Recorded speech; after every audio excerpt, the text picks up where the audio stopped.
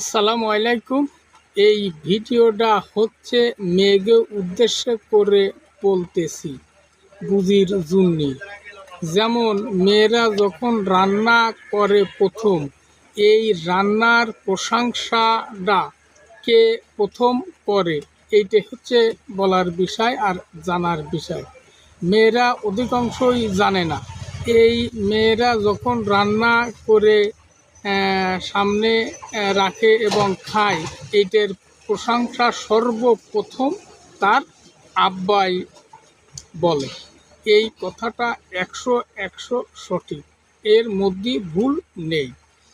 কারণ মেয়েগো যদি খারাপ হয় রান্নাও, তাও বাপে বলে খুব ভালো হয়েছে, খুব ভালো পাক হয়েছে।